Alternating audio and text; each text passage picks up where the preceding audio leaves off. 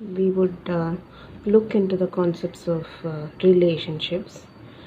Now, the most useful measures for assessing positive relationships and interpersonal behavior are grounded in sound theoretical models. These include attachment theory, interpersonal theory, and a number of systemic models of family functioning. We will begin to look into attachment theory. Within attachment theory, it is assumed that children's early experiences with their primary caregivers lead them to become either securely or insecurely attached. Where caregivers are attuned to infants' needs and meet them reliably, infants develop an internal working model of their caregiver as a secure base from which to explore the world and show considerable confidence in doing so. Where caregivers fail to meet their infants' needs in a reliable way, infants develop internal working models of their caregivers as unreliable and view themselves as insecure. This may find expression as ambivalent, which is clingy or avoidant attachment, or as disorganized attachment, which involves alternating between anxious and avoidant attachment patterns. A variety of ways of assessing attachment style in infants have been developed by Solomon and George in 1999. The gold standard for assessing the attachment style of infants is a laboratory-based observational procedure referred to as the strange situation. Extensive training is required to administer and score this. A promising alternative requiring no training is the attachment Q-set developed by Watters in 1987, which is based on parental home observations.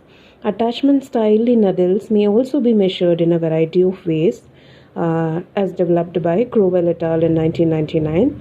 Of these, the adult attachment interview and its rating scale is the gold standard, which is developed by George et al. In 1984, Main and Goldwyn in 1994. As in the strange situation, extensive training is required to administer and score this. A good self-report measure of adult romantic attachment, which is based on an integration of other available self-report measures of adult attachment in romantic relationship, is the Experiences of Close Relationships Inventory, developed by Brennan et al. In 1998. Another model is the circumplex model of interpersonal behavior. In the circumplex model of interpersonal behavior, each person is assumed in childhood to learn a dominant interpersonal style which characterizes their way of interacting with others and which serves the function of reducing insecurity and maximizing self-esteem. The model is an empirically testable refinement of Harry Stack Sullivan's interpersonal psychiatry. Within the circumplex model of interpersonal behavior, dispositions to engage in particular types of interpersonal interactions with others are construed as falling within a two-dimensional space defined by a vertical axis that extends from dominance to submission and a horizontal axis that extends from cold hostility to warm friendliness. It may be seen that the interpersonal dispositions in the octants of the interpersonal space are defined by the combinations of the two dominance and nurturance axes.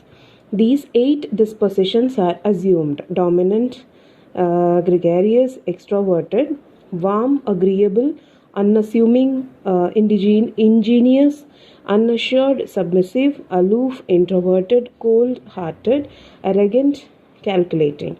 Dimensions of the circumplex model of interpersonal behavior may be measured using a variety of instruments. These include the Interpersonal Adjective Scale by Wiggins in 1995 and the Inventory of Interpersonal Problems by Horowitz et al. In 2000. Correlational studies show that the dominance and nurturance axis of the circumplex model of interpersonal behavior correspond to the extraversion and agreeableness factors of the 5-factor personality theory. Measures derived from the circumplex model of interpersonal behavior may be used to test hypotheses about development of interpersonal strengths, such as having styles in the northeast quadrant of the model and these relationships between these styles and subjective well-being.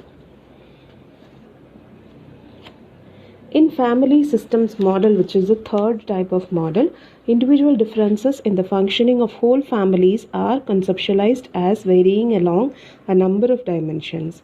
Models which have led to the development of widely used and psychometrically sound assessment instruments include the McMaster model of family functioning, the Beavers family system model and Hampson, the circumplex model of marital and family systems, and the process model of family functioning. The McMaster model of family functioning describes the families along 6 interrelated dimensions: problem solving, communication, roles, effective responsiveness, effective expression, and behavior control. Functional families display adaptive levels of all these processes, whereas families who have difficulties in managing tasks and lifestyle transitions show less adaptive levels of these processes. The status of families on these dimensions may be evaluated with the self-report McMaster family assessment device, or with the McMaster structured interview of family functioning and the McMaster clinical rating scale. The Beavers family systems model contains 2 dimensions: family competence and family style. Family competence, conceptualized as a horizontal axis, ranges from the optimal functioning to severely dysfunctional. Family competence progresses from chaotic functioning through extreme rigidity and marked dominant submission patterns to equality and flexibility in family relationships. Family style, conceptualized as a vertical axis, ranges from highly centripetal to highly centrifugal. An extremely centripetal style compromises children's opportunities to develop autonomy from the nuclear family. A highly centrifugal family style expels children from the security of the family prematurely.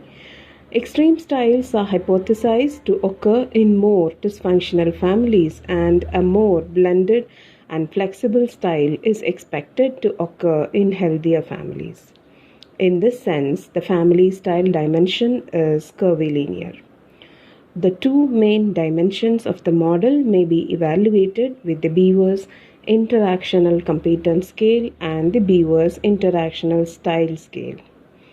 The self-report family inventory may be used to evaluate the competence dimension of the model. The circumplex model of family functioning describes families along 3 dimensions, which is cohesion, adaptability, and communication. The cohesion dimension ranges from enmeshed to disengaged. The adaptability dimension ranges from rigid to chaotic. Extreme scores on each dimension are associated with family difficulties. Moderate levels of cohesion and adaptability are hypothesized to typify well-functioning families. Thus, both cohesion and adaptability are conceptualized as bearing a curvilinear relationship to the health and well-being of family members. The third dimension, communication, ranges from problematic to highly functional, and a family status on this dimension is hypothesized to determine the ease with which changes on the other 2 dimensions may occur. All 3 dimensions of the model may be evaluated by observation with the clinical rating scale for the circumplex model. The self-report family adaptability and cohesion evaluation scales may be used to assess adaptability and cohesion.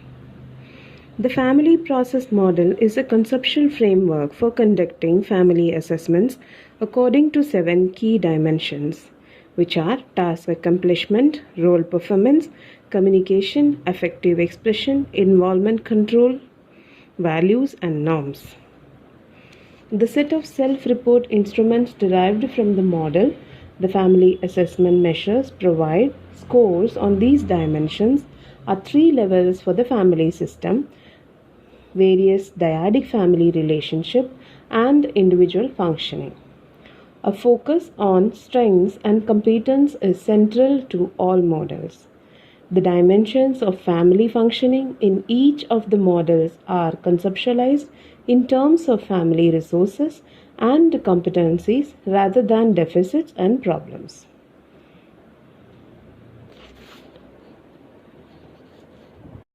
Marital systems model are premised on the idea that for couples to function cooperatively and experience marital satisfaction, they must show optimal functioning on dimensions such as effective communication, problem solving, communication, and role compatibility. The Marital Satisfaction Inventory revised is a self report measure which assesses marital system functioning and marital satisfaction. It yields scores for each member of a couple on the following scales, which are effective communication, role orientation, problem solving communication, aggression, family history of distress, time together, dissatisfaction with children, disagreement about finances, conflict over child rearing, sexual dissatisfaction, and global distress. A summary of self help strategies for promoting strength and well being based on research on the family life cycle can be incorporated into clinical practice. There is potential for debate about the appropriateness of including the study of relationship under the umbrella of positive psychology. On the one hand, it may be argued that the study of relationships belongs within the field of development or lifespan psychology. On the other, it is universally accepted that significant social relationships are central to well-being and happiness. Furthermore, studies of marriage and parenting only occasionally address issues such as health and physiological functioning. On the other hand, studies of health and social support rarely address optimal relational function within the family context. Professor Carol Reif has argued that a worthy goal for the new millennium is promoting interaction between these two traditions by evolving a joint focus on the positive health implications of interpersonal flourishing. Studies in this area should focus on the physiological correlates of optimal family relationships. Thank you.